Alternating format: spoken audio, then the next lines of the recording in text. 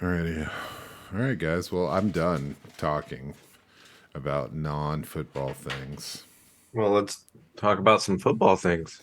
Should we talk about some football things?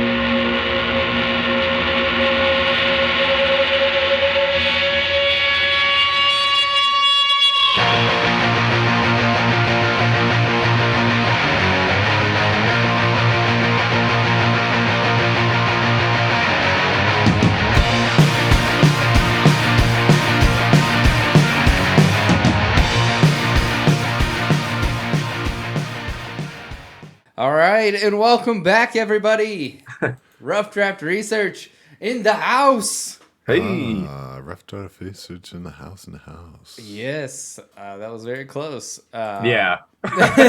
Let's just. Everyone felt that, right? What's going on? Okay, nothing.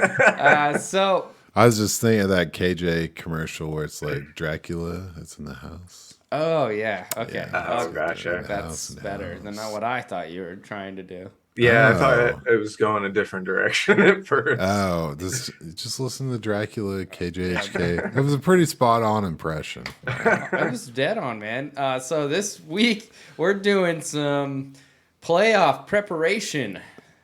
Yeah. That's fantasy playoff, being that this is a Dynasty fantasy podcast of the football variety.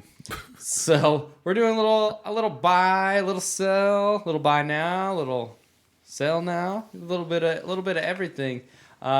So we got some categories here: hold to sell high, prep to buy low, sell now, buy now, stash now, and we got our gurus here who are gonna pick two per this category, and we're just gonna see what overlaps, what kind of insight we can offer. So they don't know who each other picks, so it should be quite interesting. I'm looking forward to it. So with that said, I'll kick it over to you guys, and we can get started with the hold to sell high category. Yeah, we Let's can do do that. it. Go ahead, Christian. Let's start her off. Okay. So there's a few here. Let's start it off with a bigger name. Let's go Deebo Samuel. Oh. I'm gonna hold Deebo Samuel for a couple weeks. He's coming off a great outing against Arizona. And he has another decent matchup against New Orleans this week. And so it's not a long hold, but I think after this week, if he has another good game, you could ship him off, sell him on the higher end, and catch people thinking that 2021 Deebo is back if he pops off against New Orleans. But his matchups coming up are against Miami, Tampa Bay, and Seattle, like right when you're trying to get into the playoffs. And in bad matchups this year, which Miami, Tampa Bay, and Seattle would be considered, Deebo was only averaging 11.5 points. And his average for the whole year is 14.4. But his name holds value, and he just popped up against Arizona. I think now could be the time, like if somebody has another wide receiver injury going into the playoffs, or if they're struggling, Deebo is a name you could ship out there that still has some value. I like that, man. Deebo. Clinically out. I'm always out. I've done the work. Never coming back to Deebo. But damn, That's dude. fair. This is like this whole category hold to sell high, right? It's like wait because the value is gonna pop artificially, huh? It's like a labyrinth, man. Did you have fun kind of weaving through? It was tough. I did have fun, but it was tough to get one for each category and not repeat myself on guys. Yeah, yeah. Well, I'll jump in with another wide receiver. I'm going with Deontay Johnson. Okay. I feel like Deontay is kind of a weird case where he still has a lot of name value and people have had a lot of success with him, but he's having a crummy year. He's the wide receiver 42. And I know that a lot of us can see this clearly, but it looks like that's George Pickens' team now. Yeah. And Big so time. I'm looking at Deontay, and he's not getting a ton of work, but he does have Atlanta coming up, and Baltimore and Carolina.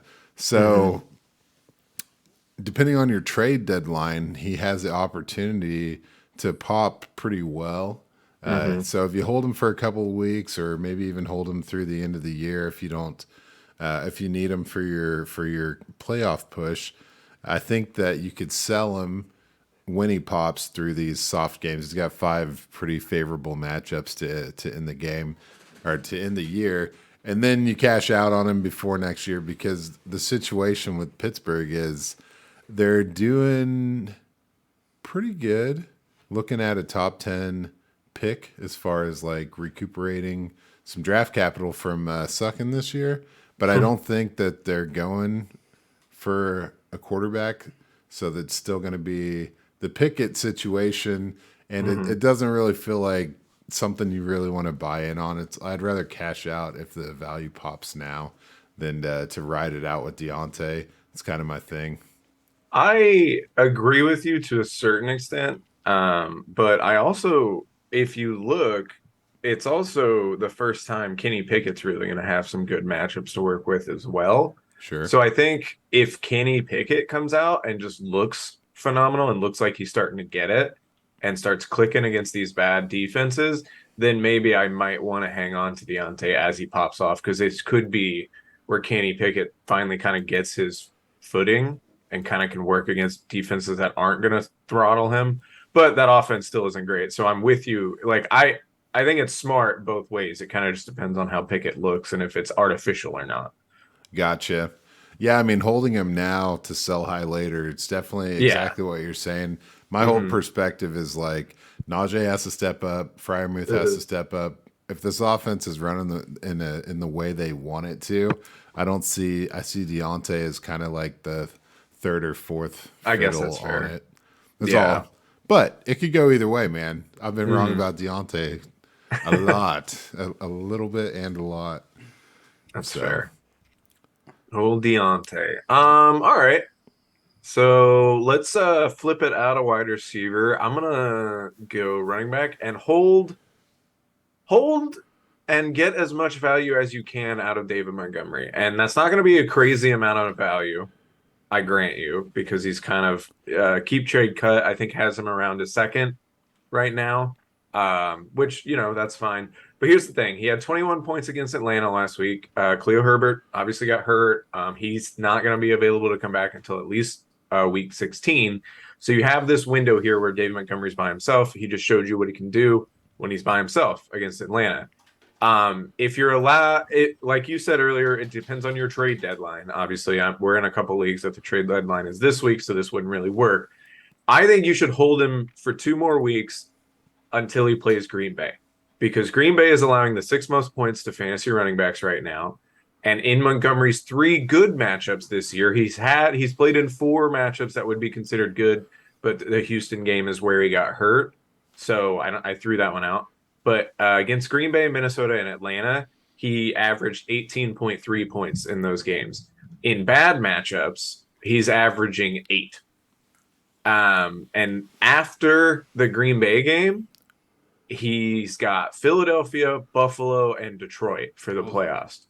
And he's just not the guy that's going to be able to overcome that. So I think if you can, he doesn't have I forget who he's playing this week. To be honest, I should have taken note of that. He doesn't have, it's not a great matchup this week. And then he plays Green Bay, which is a much better matchup. If he pops against Green Bay, try to sell him for a high second, maybe more. The Jets. So the Jets is not going to be a good game for him, most likely. But if you can get something out of him, because the thing is, he has not had a great year, and I'm not excited about him as a prospect going down the road, even if he does go to a team other than the Bears. So I think getting the max value out of him here makes a lot of sense. And you can kind of take advantage of teams that need running back help going into the playoffs, because it seems like there's always somebody that loses a running back right before the playoffs. So what do I do if I have him in a different category? Do I piggyback on him right now? Or do I continue with my next hold to sell high? Let's piggyback. Let's go. I want to hear it. Yeah. So we got Demont, huh? Let me get my details together. I have him in the sell now. Okay. And I hear what you're saying, man. He does have that Green Bay matchup. in week 13, but he also has a bye week to follow that up. So you That's gotta fair. hedge your bets on the Demont situation. I'm saying sell him right now if you can, because he just posted a running back 1 finish for the first time since week 2, and Mhm. there's a lot going on with Herbert being out. You know, people who follow that kind of thing are going to be more interested in him than they previously were. But the thing with him is he's not going to help you out in the playoffs if you're making the playoffs. He's got Philly, Buffalo, and Detroit, not super favorable. Mentioned the bye week.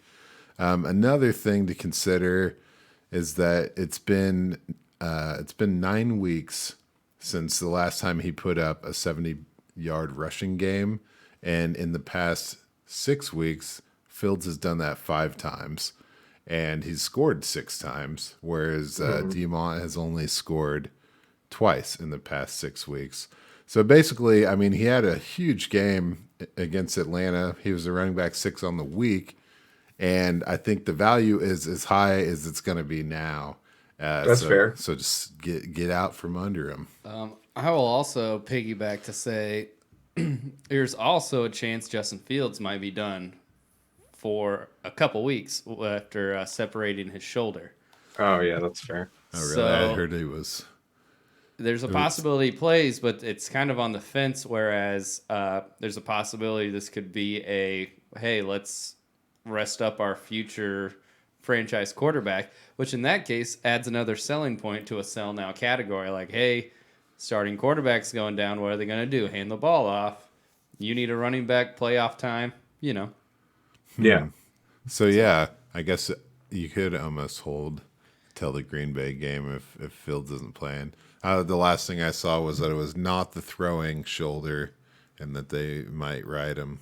But yeah, why would you? Why'd you put too much stress on that? Well, in that case, Yeah, he's not going there's to run as much. Right, Yeah, exactly. Dalvin No stuff. point to try to get him hurt. Also, like, why would you want to make it worse? Yeah, Demont's the last year of his rookie deal. Just run him into the ground. Maybe at this point they're like, for the first time in how many years we could maybe beat the Packers in the division as that third place. I'm just kidding. Yeah. I'm just kidding. I Probably. kid. I guess so.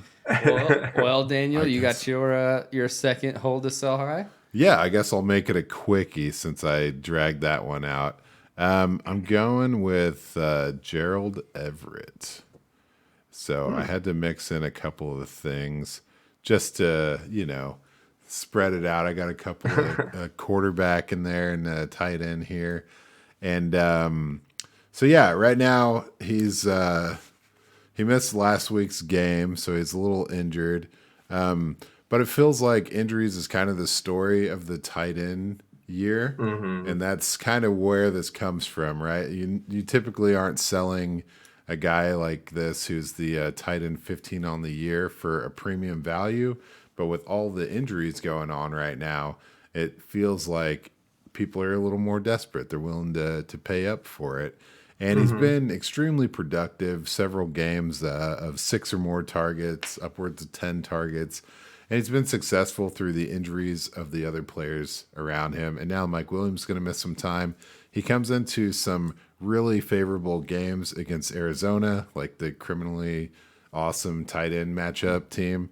He also has Vegas, the Dolphins, and then Tennessee and Indianapolis. And these are all like top 10 for tight ends to go up against. So I think if you hold them and then someone's needing to patch that Goddard or Kyle Pitts or Zach Ertz or Darren Waller, or like the frickin' list is so long.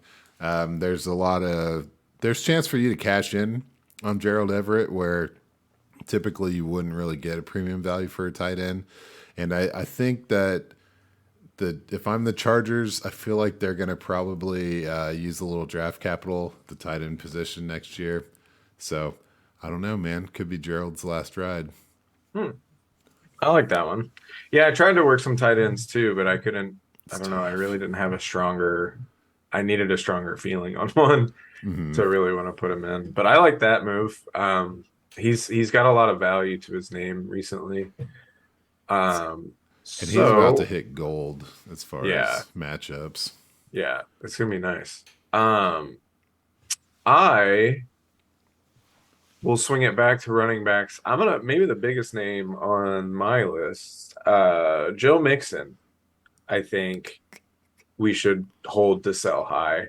Okay. Um, I don't know. We have to wait on the injury here now. Obviously, we got to see how long he's going to be out, and then obviously your trade deadline stuff. But before he dropped 55 on the Panthers, he was averaging 14 and a half points per game, which is, it's good. It's not crazy good. And then he got hurt. He may miss this Tennessee game, which may benefit him because Tennessee is really good on defense. But then he has Kansas City and Cleveland coming up, who are giving up more points to running backs, and he could pop off those two games. And then it's the playoffs, and he's got Tampa Bay, who's allowing the second fewest points to running backs, New England, who's allowing the fourth fewest points to running backs, and then Buffalo, who is 12th. I got those numbers from thefootballdatabase.com, by the way, so thank you for that. But so it's going to be a tough playoff schedule for Joe Mixon, and he's shown that he's not matchup proof anymore. I mean, he had that great game, but up until this point, it had been kind of a wishy-washy year for him. And I think after that game, and if he goes off against Kansas City and Cleveland, you could really sell him for a lot. And obviously, depending on what the structure of your team is, if he's your main running back and you're going into the playoffs, obviously don't do that. That would be silly. But depending on the structure of your team, I think you could get a first rounder or more for Joe Mixon from a team that needs somebody in the playoffs. And I don't know that he's going to really take people to the promised land in the playoffs this season. I couldn't agree more. I actually had him in the next category, the prep to buy low, because of everything you just mentioned. That playoff schedule: Tampa Bay, New England, Buffalo. That's atrocious, man. That's impossible. So I look at that and I say he's going to lose somebody a playoff game, maybe a championship game, and it's going to burn. And especially with the concussion here. We don't know what the deal is as far as the timeline. So he is primed to disappoint someone in a big way, and we take things personally when this happens. And so I think post season, going into that long winter before your rookie drafts, he might be a guy that's on the move just because he didn't go through with the promise from last year, So you mentioned that huge game, and that was one of 4 games that he has a rushing touchdown in. And if we all remember last year, it was crazy how many he had 10 games with at least 1 rushing touchdown. So he's definitely not really holding up his end of the deal like people had hoped, I think. And so, I don't know, man. A little bit of disappointment. It looks cool on paper, the way it's coming across as the RB7. But without that crazy game that pretty much didn't matter. I mean, it won you that week, but it's not winning you, consistently winning you games. He's gonna be someone that's burning some bridges, so I think he'll be available at a good cost. Yeah, I guess I'm with you for after the season. I guess mine was leading up to the playoffs. This is what I would do. But yeah, after the season, I'm with you because I do think he's going to disappoint, and you could get him on the cheap. Hell yeah. Or cheaper. Okay, so as a guy that traded a first-round pick for Joe Mixon, I hate this conversation. So let's just move it along. Okay, Okay. boys? I don't want to think about it. Yeah, I will say I probably could have clarified a little harder on because all my buy now guys are like guys with sweet playoff schedules and like selling out. But I think it's all the same. We're all speaking the same language. Yeah, talking it'll be it out. So my last hold to sell high guy is also a big name running back. Well, could be a big name running back if it all came together for him. DeAndre Swift was my hold to sell high. And so let's just say you don't like that he's the RB 33, or you don't like that he misses multiple games Or he's every third on season, the depth chart in Detroit. or that his backfield mate is the leading TD rusher in the league. Maybe you don't like that. But you see he's got 6 yards per carry. It's not tickling your fancy at all. But fuck it, fuck him, fuck off. Don't want you. So here's my story with him. Please hold to sell high at the end of the year on this one because of the juicy matchups going down the stretch. He's got the 6th, 7th, and 8th friendliest matchups for the running back to end the season. That's Carolina, Chicago, and Green Bay. And so the Green Bay game is week 18, so it's not going to help you in your fantasy football, but it is going to help you, if you're waiting for his stock to go up, because you know how we do. We love it when someone has an uncharacteristically high end of the season. Like that's just all the logs on the fire for you to get amped about him going into the following year. And I think he's a prime guy where, yeah, he's torching you as a dynasty manager. He's not consistent. What the hell is Jamal Williams? Why are we doing this? But he's about to come through in a big way. I think he's got Jacksonville and Minnesota as well. So after Buffalo, it's a pretty smooth skating. And I think he's going to pop hard, and you got to drop him when he pops, man. I don't know what the lock is on that, but you know how I do. So that's my Swift thing. I think that's really funny because we can just go into the prep to buy low because it was Swift for me. It was the first guy on the prep to buy low. But I think I love this. you could do both our strategies though, because I'm trying to get in on the come up that you're talking about because of the tasty matchups. He's got Buffalo this week, probably not going to do well in that game, but he's only playing 31% of snaps right now, and he's still out-touched Jamal Williams in the red zone.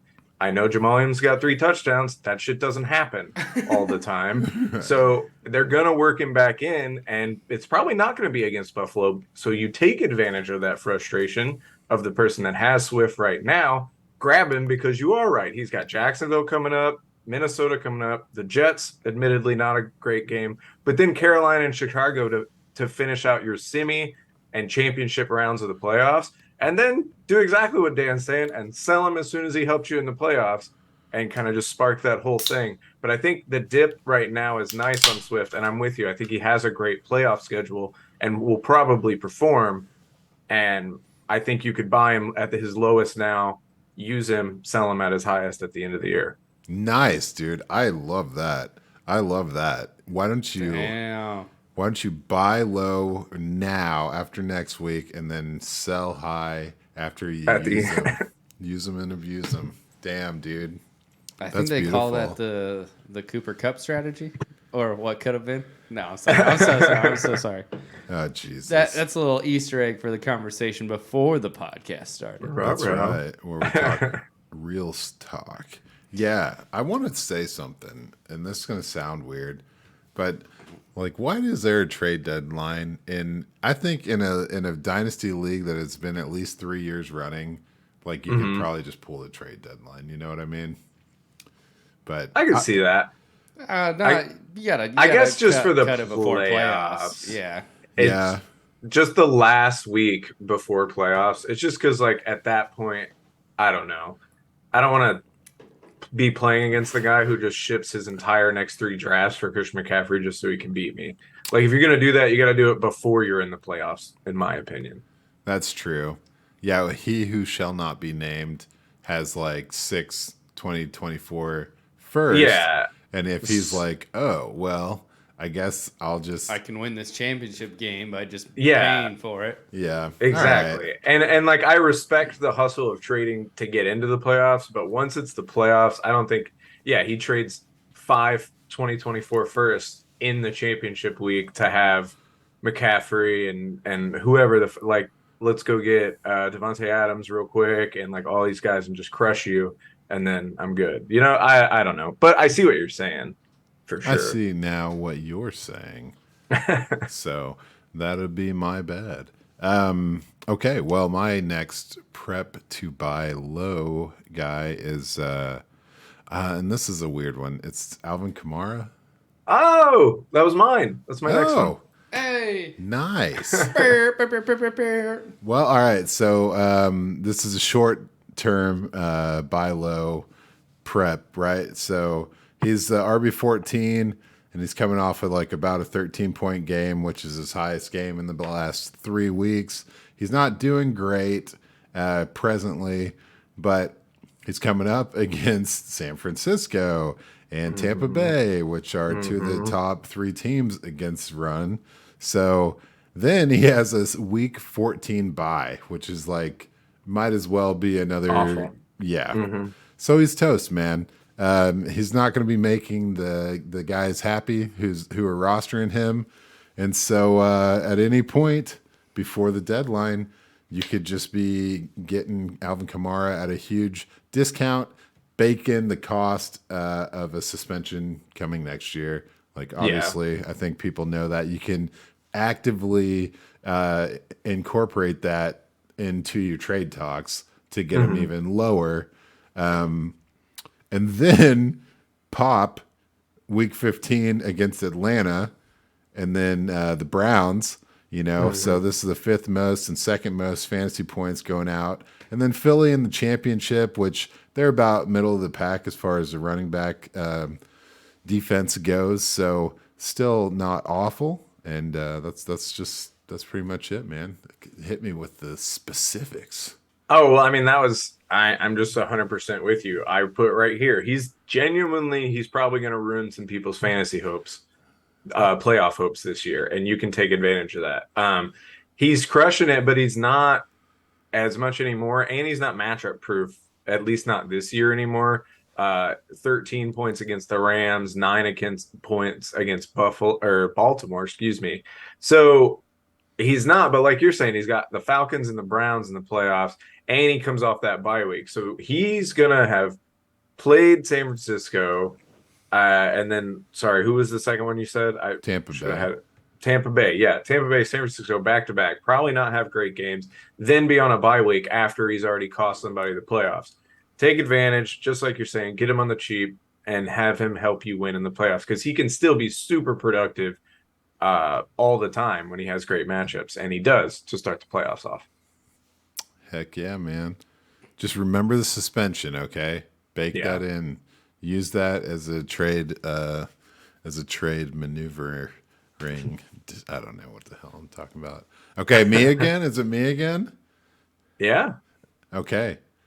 Let's see. What do we got? I did do Mixon already, so okay. This is my last guy in this category. If you still have 2. No, I only have 1 because I did Swift. Yep. And Gotcha. Kamara. I'm with it. Sorry, we're talking through the production tonight. My next guy is my quarterback. It's Kyler Murray. So, yeah, right now Kyler is the quarterback 8 despite missing 2 outings. And he still has to play San Francisco twice this year and Denver. So he's got a kind of a rough finish to the year. And then Atlanta's there. So he has 1 good game, but it's kind of a slippery slope.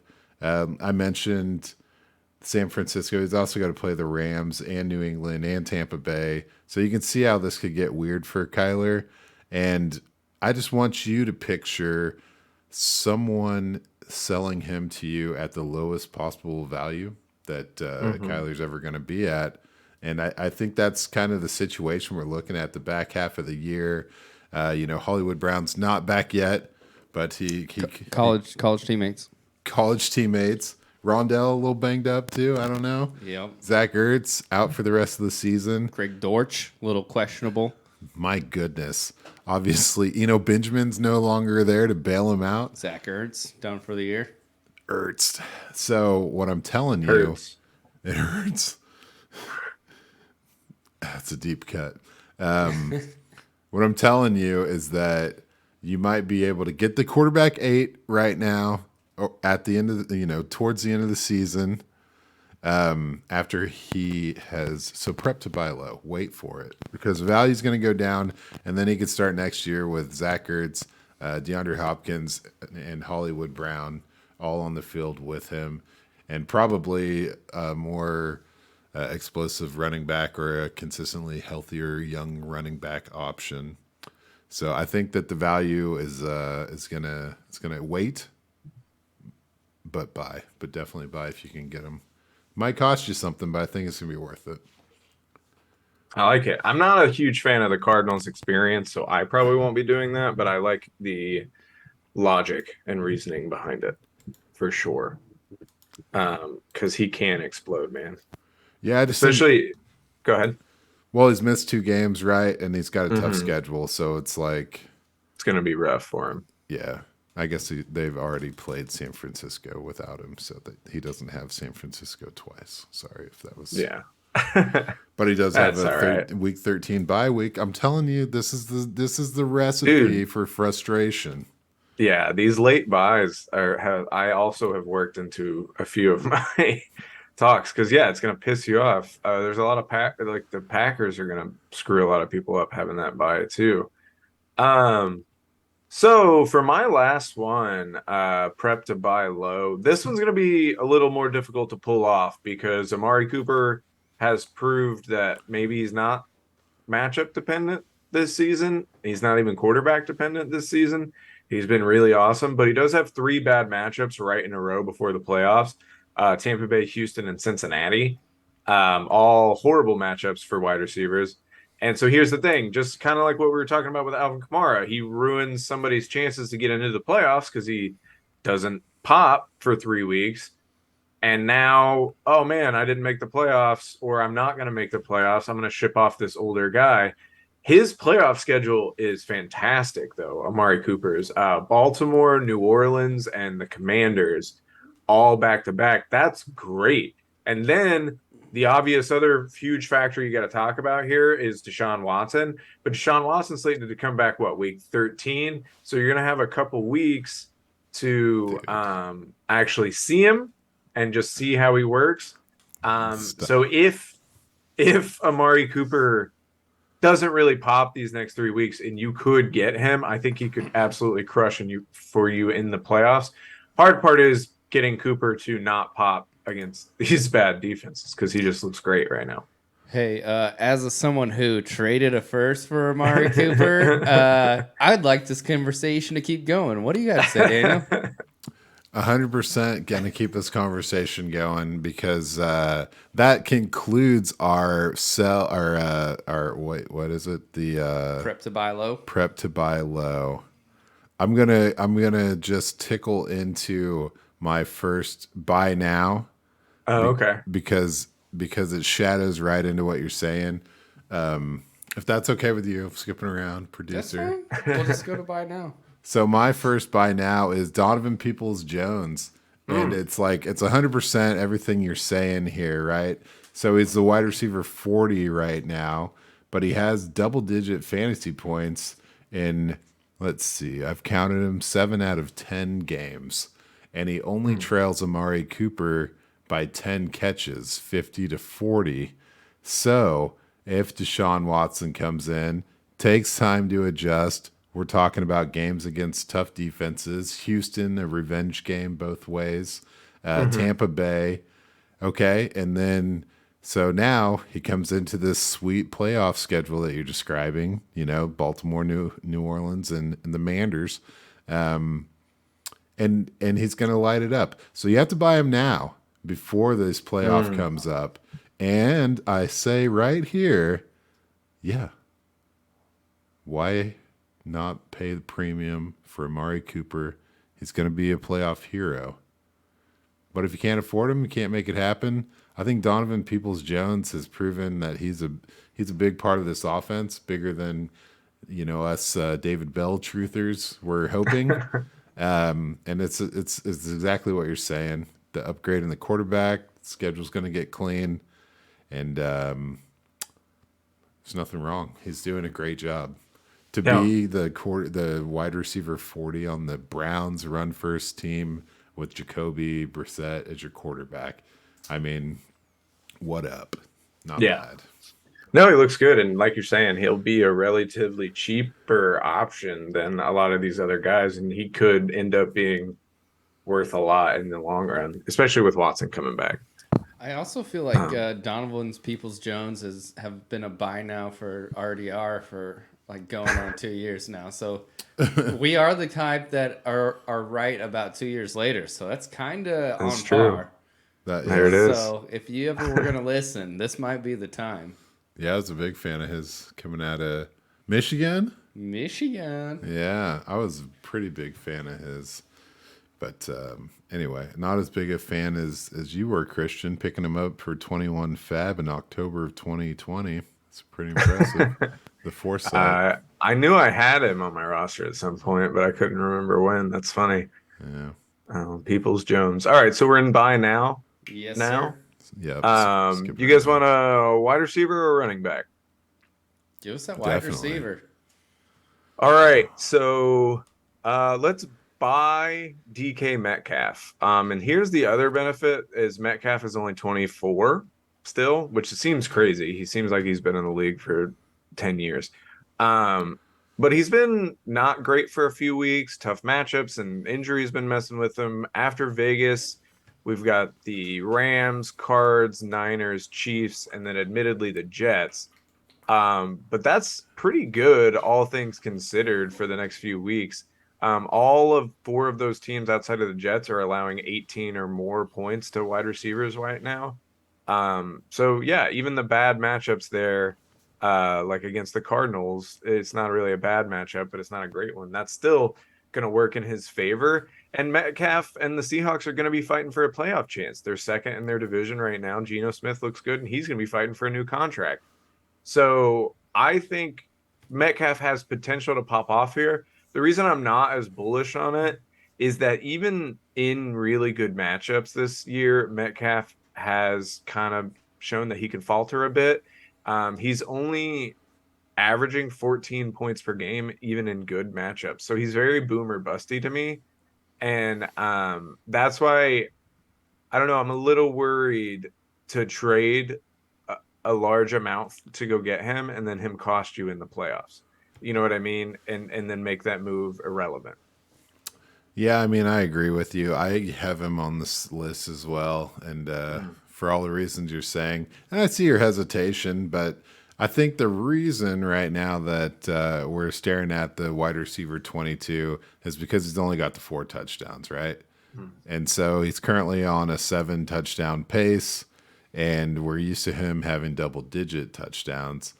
And just like you mentioned, you know, he's coming up. It's 4 of these remaining games are against teams that like the top 10 wide receiver allowing fantasy teams. Yeah. If that's the best way to say that. And so I think he's able to recoup.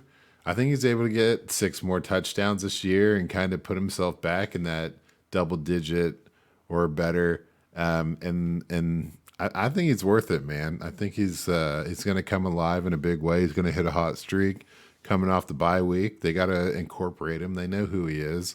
And then you get in to your championship week 17, and it's DK versus Sauce Gardner, right? And yeah. Like I'm looking forward to that matchup personally. Should be fun. I feel like DK can put the noise on him, man. That's a big body. And like you're saying, he's only 24, so it might be something that a gift that keeps on giving, you know. Buy him on the down year when I'm seeing potential for a really strong finish to that down year. Yeah, I'm with you. It's a scary one to pull the trigger on for me personally, but it's depending on roster structure. If you've got the pieces to afford him, then I say swing for it because I'm with you. I do think he pops. Just me personally in the league I'm in that I was thinking about it. I don't know that I have the ammo to recover if he doesn't. You know what I mean? So that's kind of my hesitation on him, but that's why I have him in the buy for all echoing everything you said. Hell yeah. Sure. Great minds. Mm-hmm. I mean, there's also a chance in 2024, the first you're referring to for this trade, could end up being, I don't know, like a Terry McLaurin who's going to be 25 when he enters the league. You know what I mean? Yeah. Jesus. That's beautiful. Is it on me? Is it to me? Yes, sir. Yes. Okay. Okay. Well, all right. So, my last buy now player, and a lot of this has to do with the golden playoff zone, is going to be Najee Harris. So he is the running back 20, and I think if you're willing to pay up and you're positioned to make a push for the playoffs, he seems like a great move. Down the stretch, he's got several favorable matchups if you're looking for a little boost to get into your playoffs. He's got the Indianapolis Colts coming up and then the Atlanta Falcons. So those teams are giving up plenty of running back points, and Najee just seems like the kind of guy who's he's ready to make something happen. He's had a disappointing year, I'll give you that, but he just came off of a 2-touchdown game. He's getting 20 carries the last 2 games. So they're starting to utilize him a little more. We'd question the usage in the beginning of the year. And it just seems like something that's going to solidify into a pretty good push for him. He's got Baltimore in week 14, which is a little iffy. But if you look at the first week of your fantasy playoffs, in the conventional system is going to be week 15. That's against the Panthers. Then he's got the Raiders the next week. So this is a guy that could really give you a huge advantage going into your fantasy playoffs. And then he's got Baltimore again there in week 17. So that's a little risky. But, man, I think there's a really good chance for him to really hit his stride and get back to form and knock some of the rust off and let this whole team kind of solidify.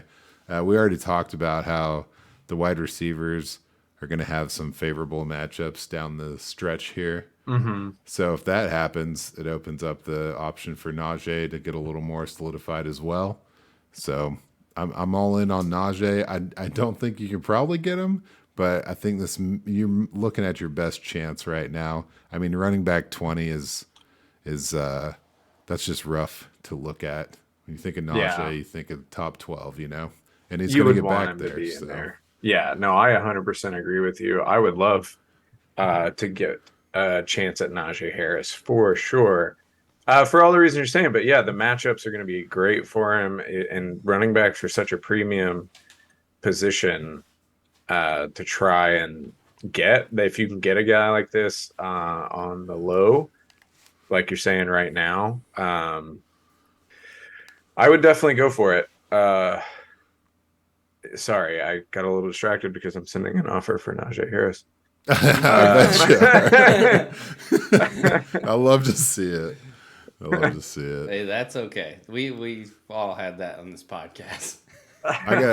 Since we have a bit of a moment in your research, was it super easy to find running backs, but like extremely difficult to find wide receivers to fit these categories? Or that's kind of what I found.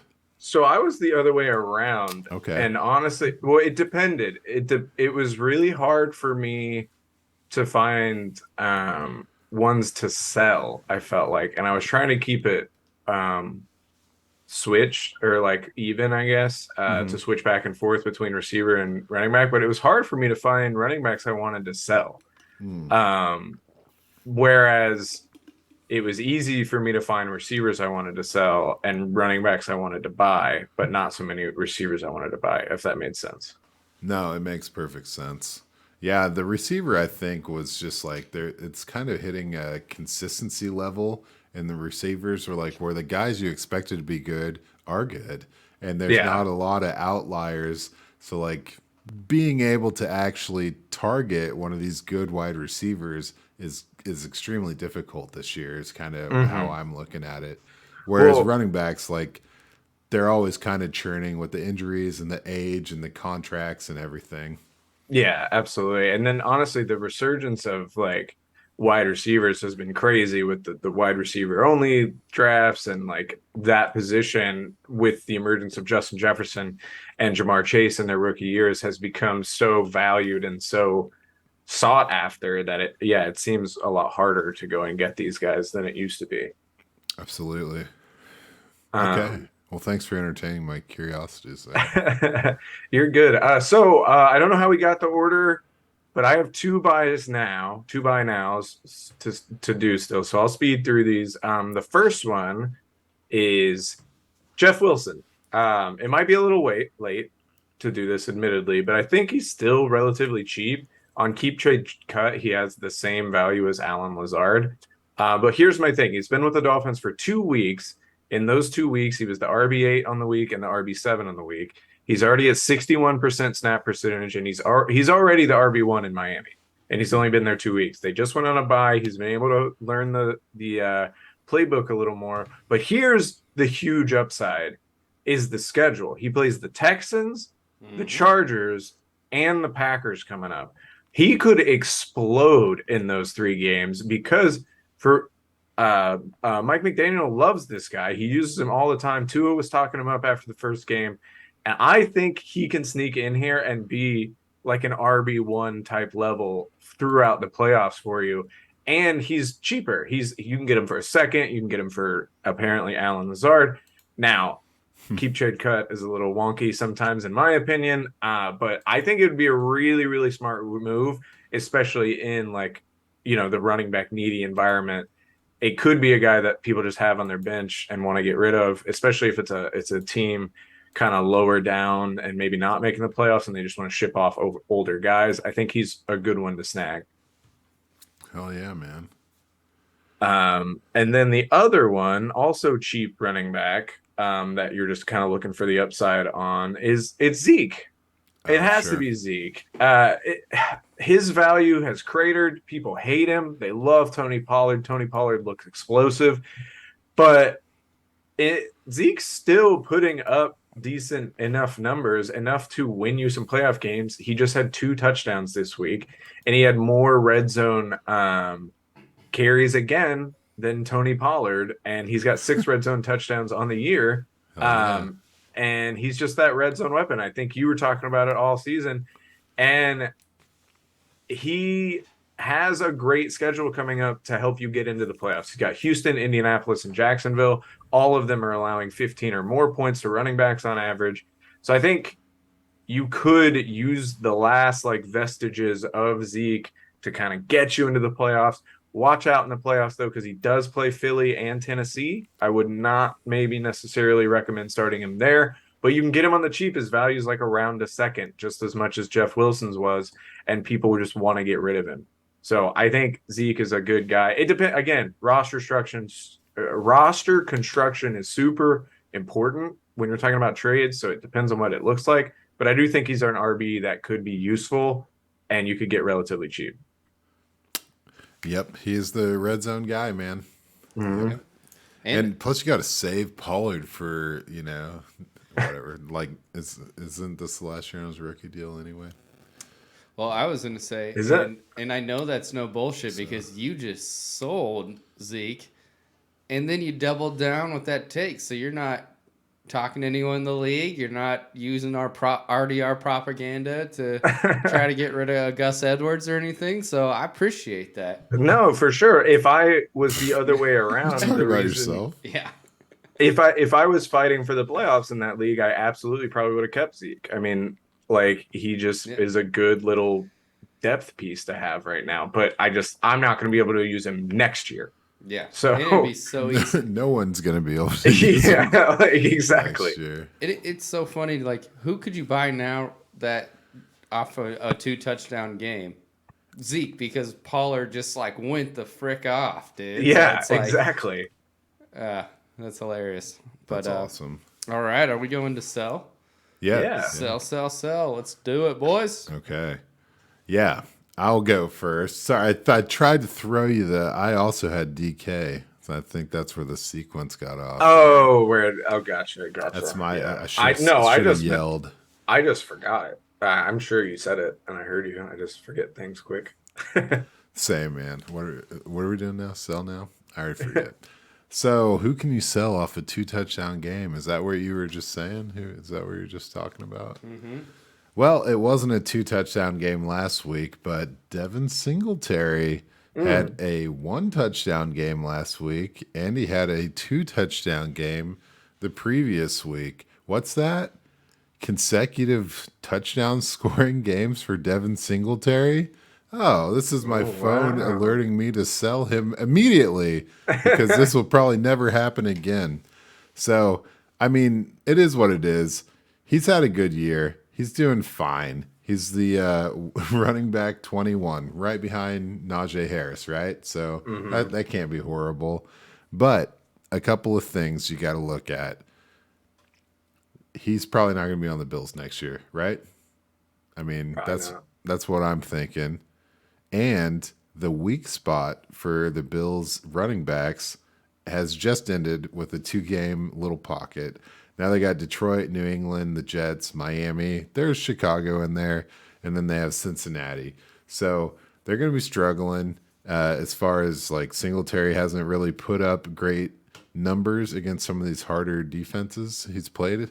And I just don't want you to get excited about him because he just scored a couple of times. I think it's a great time to sell him. He's on pace for 800 rushing yards and 5 touchdowns, which that's cool. But I feel like he's being valued right now. He's heating up a little bit, and you got to strike while the iron is warm. It's unclear. Nice. It's unclear how much Naheem Hines is ever going to be a part of this passing game. You know, obviously they definitely traded for him, but he's still warming to the team apparently.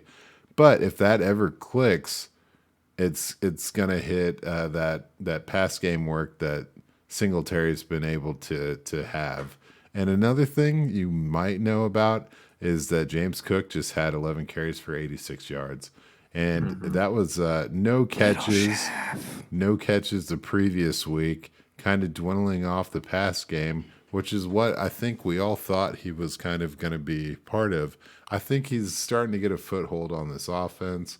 His snap count hasn't really gone up that much, but the usage is back up to what I would call pre-super disappointing James Cook week 2 status. So I think he's warming up, and I think it's coming out of Singletary's pocket. I think if it can have some success, then that's when, Singletary isn't brought back next year. And I think right now, he coming off some good games. Sell him while he's hot. Sell him now. Yeah, Right now. I'm with you. With Lil Chef coming alive and just everything with Buffalo having too many weapons, and they're finally using Singletary, but like you're saying, I don't think it's going to last. So I actually had him here first, and then I went another route with it. But I'm 100% with you. Selling Singletary, just seeing what you can get for him, because like you said, he's probably not going to be on the Bills, and I don't really think he has that much success anywhere else. Could be wrong. Liked him coming out of the draft quite a bit, but you never know. Yeah, he hasn't done enough on that prolific offense for me to be excited about rehoming him. Yeah, for sure. Absolutely.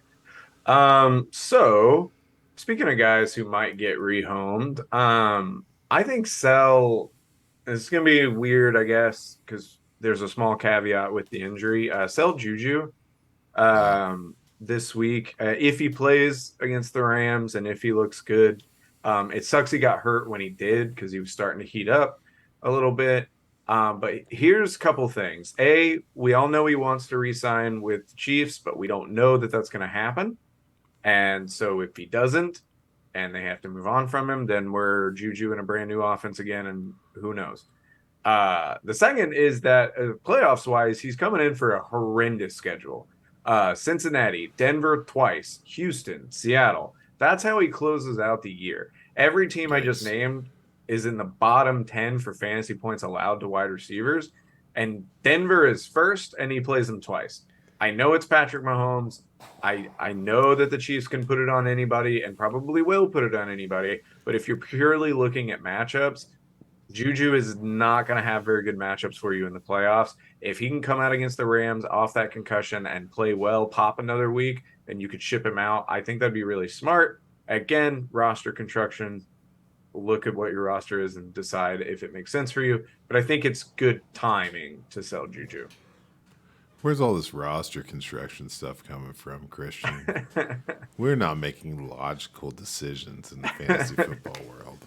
And I am not selling Juju Smith-Schuster. But you give out good reasons. I mean, in his absence, Sky Moore looked great. You know? That was a good game. Finally, Kadarius Toney has had some, Looks good. Whew, let's get it. So why not? Why not take the free players? You know, we call them free, but Juju's going to want 12 plus if he can finish this year strong, right? Yeah, Which is like 18 plus now. Yeah. Thanks to my next guy, Christian Kirk, just ruining affordable, B plus grade wide receivers across the nation. Good job. And my whole take with him on the sell now is that he's got a pretty solid matchups coming up here. So he's got the next 3 weeks before the playoffs start. He's got Baltimore, Detroit, and Tennessee. So those are pretty favorable matchups for the wide receiver. So then if you need to make a push, I guess you hold him. But if you're looking to cash in on him while he's hot because he's having an incredible season this year, he is the wide receiver 9. He has that Dallas, Jets, Houston playoff run, which is going to be a little devastating for him. All this aside, what I'm saying is you can sell him because he's about to get hot. He's the only name in town. He's doing great, having an amazing year. He's worth every dollar they paid him this year. But then he's not going to help you out in the playoffs. And in addition to that, I have not seen enough out of Trevor Lawrence to suggest that he can support 2 alpha wide receivers. And I'm pretty sure Calvin Ridley was brought in to be the number 1 guy. He is a number 1 guy.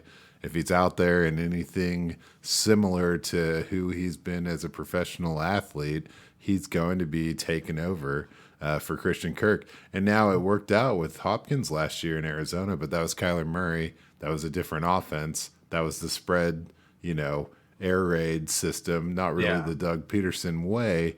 And I just don't see Trevor Lawrence able to support this guy in a level where he's the wide receiver 9 with Calvin Ridley on the team. Mm-hmm. But if you can sell him as the wide receiver 9 right now and turn that into, something that is replacement value plus potentially, I think it's a good call. Yeah. Actually, I'm glad my trade for Christian Kirk got turned down now. Because that makes a lot of sense. I mean, he's been popping off and he looks absolutely excellent, but you're not wrong. They didn't bring Calvin Ridley in there to be number 2. They want him to be the guy, and then the draft is coming up and you never know what they're going to do. They want Trevor Lawrence to pop off. They're going to try to get him some weapons. So I'm 100% with you. You mentioned the Cardinals, so I'm going to go there really quickly. James Conner, sell him. I think now he's looked pretty good for 3 weeks in a row. He's got another good matchup coming up this week. Hold him maybe for 1 more week. But then New England, Denver, and Tampa Bay are coming up. Try to take advantage. So he's got somebody's attention. 3 touchdowns in 2 games tends to do that. And a running back needy team might be willing to pull the trigger. But Conner has not looked that good this year when he's been in. For the most part, he's getting older. I just like getting out on him now if you can get something for him from a team that needs a running back going into the playoffs. Yeah, there's something to be said about the fact that these past 2 games where he's been relevant, and those were tough defenses, the Rams and the 49ers. Those are also games without Kyler, right? So So when Kyler gets back in there, he doesn't hardly have any real fantasy value this year with Kyler in. But I didn't do James Conner because I just traded him to AJ. So trying to be nice. Rude. But no, I think my actions have agreed with you. Gotcha. Okay. So I had Demon in here and I already tagged him, but lucky for everyone, I did a fourth on this category. Oh. That is actually a fifth and a sixth as well. So AJ loves it when I do this stuff. But this is my sell now. 3-part quarterback series. Geno Smith, Daniel Jones, Marcus Mariota are all 3 top 10 quarterbacks this year so far. Yeah. And and those aren't guys that I really want to hang my hat on as far as fantasy rosters go. They're great backups, but if you have one of these guys as a backup and there's someone in your league that needs a starting quarterback and has desperation, this is time to get rid of these guys. It's time to sell them to someone who thinks they need to patch a hole. Now, I will say about these teams that none of those teams are right now in a position to have a top 10 draft pick next year. So the possibility of them sustaining a starting role going into next year, maybe with the exception of Marcus Mariota, is pretty high. Geno Smith, why would you take him out? Daniel Jones, you're not going to have the capital to be able to replace him. So you might be missing out on some potential value, but I think that these guys are outperforming their talent level and probably their team talent level as well. And so if you can get them, if you can get the, their current value for them, you're better off having that value than to have the player. Yeah. No, I'm with you. Specifically Daniel Jones. Everybody likes to talk about, oh, he's a top 10 quarterback right now. Da, da, da, da. And yeah, that's great. It's cool to see him succeed. I hope he does well. And I tried to buy him in one league, but I wasn't willing to pay the price that the guy wanted. And it's because this is like a not very good year for quarterbacks. So him being a top 10 quarterback is not that impressive, but people aren't necessarily looking at that. They're looking at, oh, he's top 10, but yeah, he's scoring significantly less than in past years. And I don't necessarily believe in him. So I'm with you. If somebody wants to pay you for one of these guys, let them have it. Because do I actually believe that Geno has had a career resurgence at 32 years old and is going to all of a sudden be a top 10 quarterback all of a sudden? No, I don't believe that. So if somebody does, let them pay that price. Yep. I'm with you, man. All right. So my last sell now here.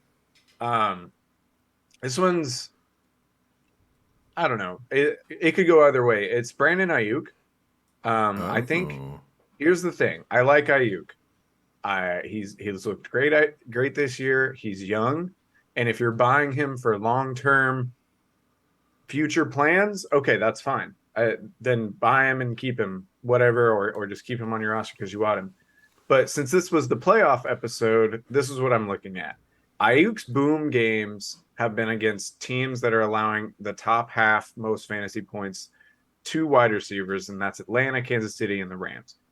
He had 16 against the Cardinals, which is fair, but he was also 2 for 20 in that game. He just had 2 touchdowns. So it's not like he popped off and made the Cardinals look silly. He just got the 2 touchdowns, which is awesome. Outside of those 4 games I mentioned, Ayuk has not scored over 13. So when he plays defenses that are ranked in the top, including Seattle, Chicago, Denver, and the Chargers, in those 4 games, he's averaged about 11 points per game. His upcoming schedule, he's got a decent matchup against New Orleans, then the Dolphins, but he has Tampa Bay, Seattle in the playoffs, and he does have a good matchup against Washington there. But even against good matchups, Ayuk's not that consistent. He put up 8.8 points against Carolina, who's allowing tons and tons and tons of points to wide receivers. And the thing that I like about Ayuk right now is he's valued as a 2024 first. So if you could get that, if you can allow somebody to pay you that, I think it makes sense. If you're using him right now or you think he's going to be good down the road, he's still young. I get it. But I think selling him makes a lot of sense if you can get the value and you can stomach losing him right before the playoffs. Yeah. It just goes back to my every morning I wake up and I look at my pillow and I have on it monogrammed like never roster a 49er.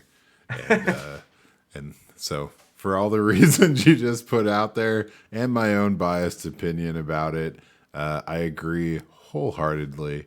Thank you for reiterating what I believe to be true. Also, last year I did trade him for a 2024 first and Allen Robinson. So, yeah, just a 2024 first. So, yeah, good value right there. This guy, man. Hot.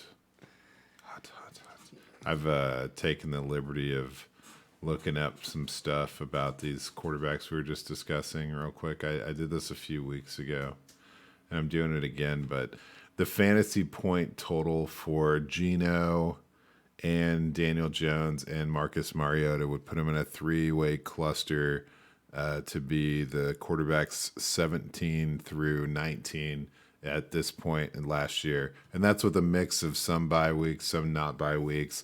Ironically, Daniel Jones was a quarterback 17 at this point in the season last year. And he has 10 more fantasy points than he did then. At 17? Yeah. Wow. Yeah. Yeah, that's the thing. Is it's like, yeah, and that's, I don't know, you can buy these guys if you want, but you're playing with fire for guys that only look improved because everyone's down. You know, like they don't look that much better. I mean, Geno, to be fair, does look a lot better than what he was, but I still don't want him long term. Geno's the cat's pajamas, man. But aside from that, I mean, it's just fun because you look at like the top 6 guys and it's comparable to last year. But the difference this year is the gap between 6 and 7 is 30 total fantasy points, whereas last year it was 5. So there's just a drop off. Mm-hmm. So. Bad QBs, man. Well, we got the stash now coming up. Oh, shit. But I'm hijacking it for a second, boys, Okay. to give you a little, Forgot that's stashing. a little, I don't know, little information here. The year's 2001. And take you back, boys. I'm just going to give you a little history lesson. This is the year top grossing box office movie, Harry Potter and the Sorcerer's Stone. Oh, dude. It was the start of such franchises as Lord of the Rings, Ocean's 11, and Shrek. The top-rated TV show at the time was Friends. The release of iTunes. The Billboard 100 song, Hanging by a Moment. Lifehouse. Remember baby. that? Oh, yeah. Dale Earnhardt dies. Daytona 500. Wikipedia goes online. Anthrax attacks with infected letters through the mail. You guys remember all this? Yeah. There was a shoe bomber forcing us to take off our shoes for security. Oh, fucking the shoe bomber, dude. Dude, I'm telling you. And not to mention, U.S. attacks Afghanistan after 9/11. But I'll never forget, because that was also the last time the Vikings beat the Patriots. And we got a Vikings-Patriots matchup this Thursday, Thanksgiving. And you know what? Tom Brady's out of the house. The Vikings are 0-7 against Tom Brady. 0-5 against the Patriots since 2000, since Brady took over. But the tides have turned. We're forgetting about the Dallas game. Eagles, fudge them. The time is now, boys. Since September 17th, 2000, the Vikings have not beat the Patriots. And that turns around today, I guess, because this is when it will be recorded or released. Vikings over the Patriots, 31-10. Damn. Nice. And I'll edit that out if it's wrong. But anyway, that's all I got. We'll turn it over to Stashers. That's hilarious. The The stash section I had some trouble with. I used a lot of my names that I liked. And stash is a hard concept for me. So I'll let you go, Dan. You want to take it first? Let's see if I did the subject right. Okay. Yeah, mine is two short names and then three names with no words associated. So I'm just gonna go ahead and start out by saying, and this is basically the same thing twice. My first guy is Nico Collins. Yeah. So basically, Brandon Cooks probably going away soon. Feels like there's bad blood. Davis Mills being benched this week, and the Texans have two projected very high picks. So yeah, they definitely have probably one of the better quarterbacks in next year's draft coming in, and potentially I'm gonna go ahead and say an alpha wide receiver being drafted possibly in the first round as well. So either way, Nico is in line for a better system, a more powerful offense, and potential to actually do what we all know he has the potential to do. So that's kind of why I'm stashing him. Nothing crazy. Yeah. No, I like it.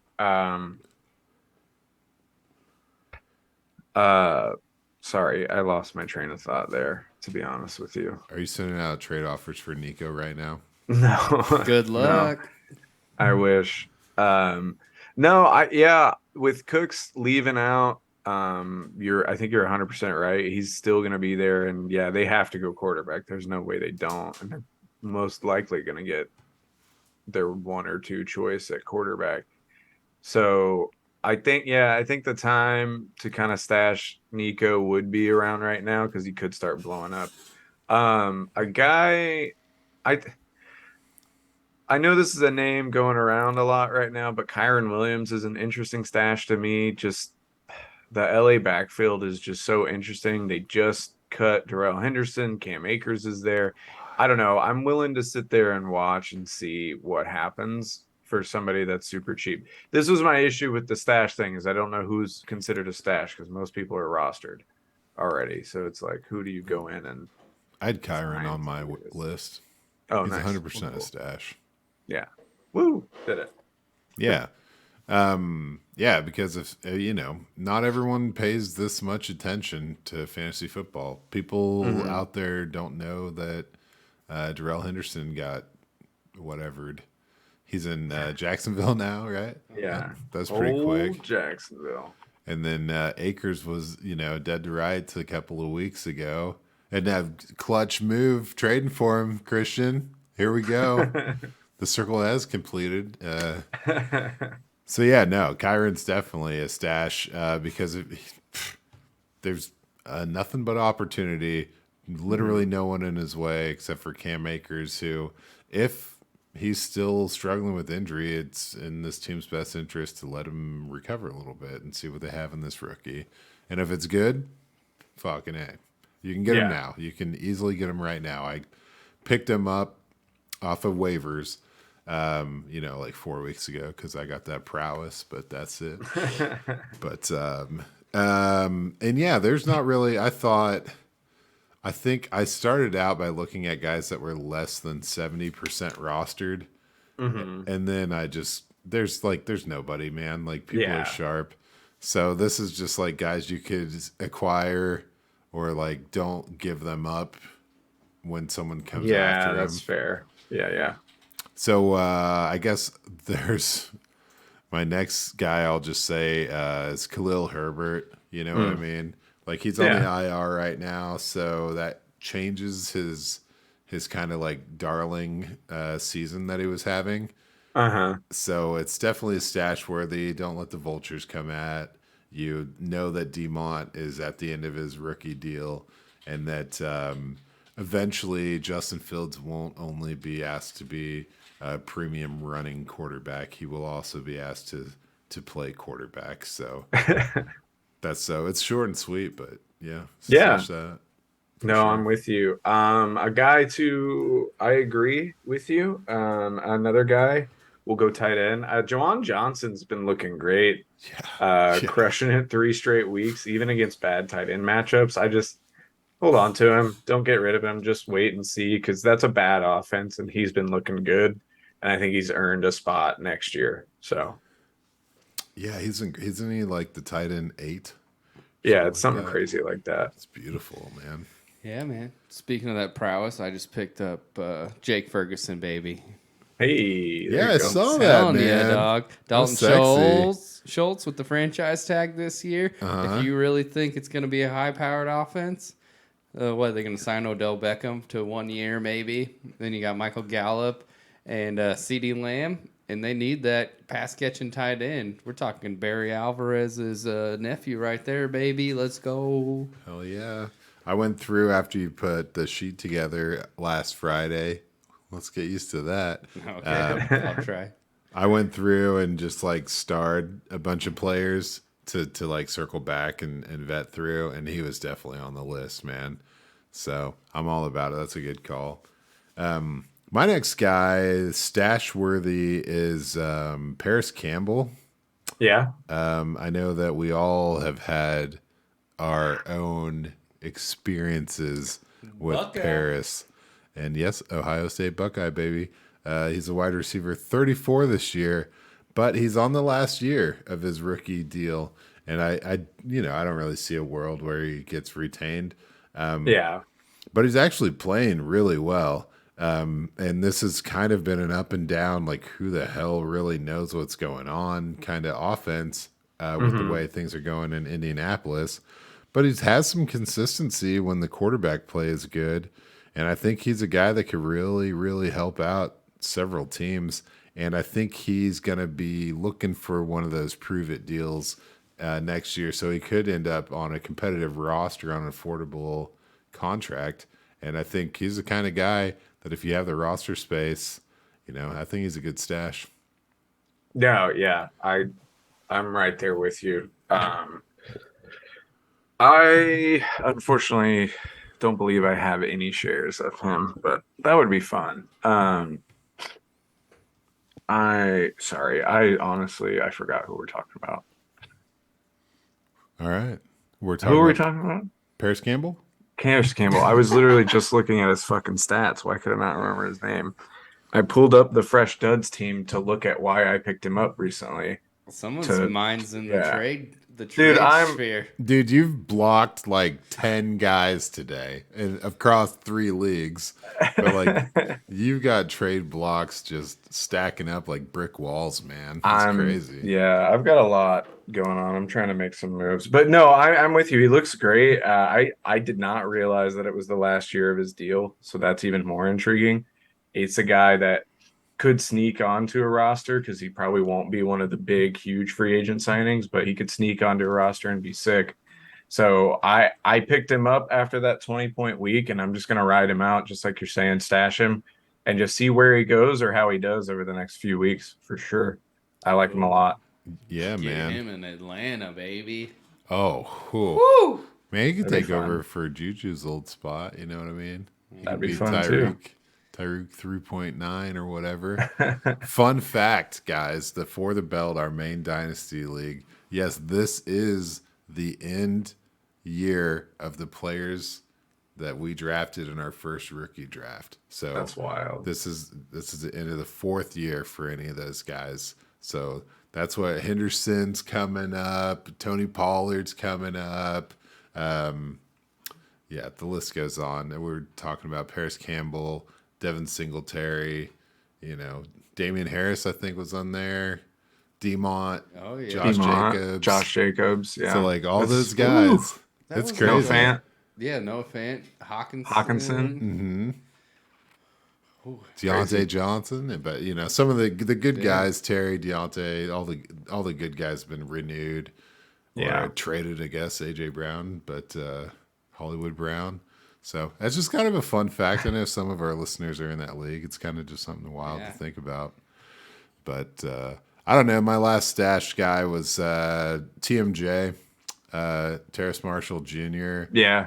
And this goes back to the Nico Collins thing where, like, he's going to have a premium. Wait, are you talking about two of the receivers on my squad right now? Yeah, after we dog shit trashed your entire starting roster, we're talking about your bench players. All right, I'm going to change the camera. By the way, if you're watching on YouTube, I'm removing myself from the camera.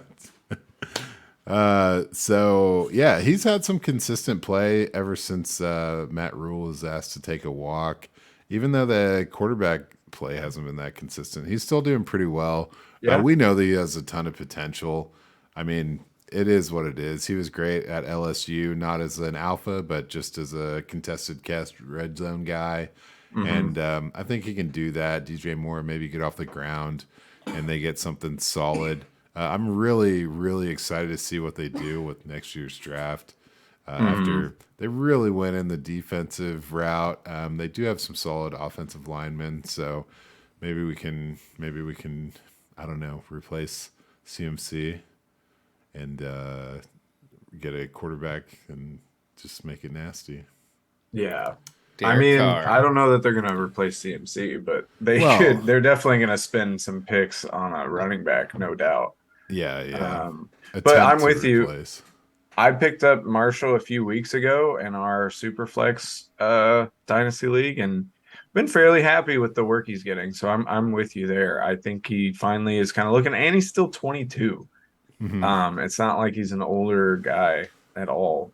So yeah, I think just hanging on to him, and they're going to upgrade at quarterback. It could be huge. And, you know, with spending a pick on a quarterback and then probably a running back at some point, they're only going to have a few wiggle room for picks. You know what I mean? Wide receiver, I want to hold just real quick. I don't have a lot to say on him. Khalil Shakir, I think, has looked really good when he's been on the field this year. So if you just hold him, I think that would be smart. Yeah, Shakir's definitely looking good. Khalil, backboard hands, Shakir. Shit. I now got to try to get TMJ. You guys have him in my other two leagues, so I try to Yeah, try to you get him just with traded Peter. him to me, baby. I know, yeah. But So what? I'm gonna send Brandon Cooks in a fourth for him, or Brandon Cooks for him in a fourth. See what happens. This is the dumbest All right. trade ever. Well, I think that's a wrap. It's wrapped. That is a wrap. It's a wrap. Let's get out of here, boys. Have a happy Thanksgiving if that's what you Merry celebrate. Thanksgiving, miss. Yeah, If, unless if you're an American, I guess. what is that? We'll have to ask old Maples. What's up with the Yeah, what do you with do the in north Canada? side? They gotta have. Maybe they sneak across the border, have some turkey, sneak back. I'm sure they have turkey in Canada, but all right. They already had clear- their it's Thanksgiving, Oh, all right. October 9th. That would have been nice to know before we got into speculation. All right. Well, I can only do so fast. I don't know that. I All looked that right. shit up. I didn't know that off the top. All right. Happy turkey birds. Bye.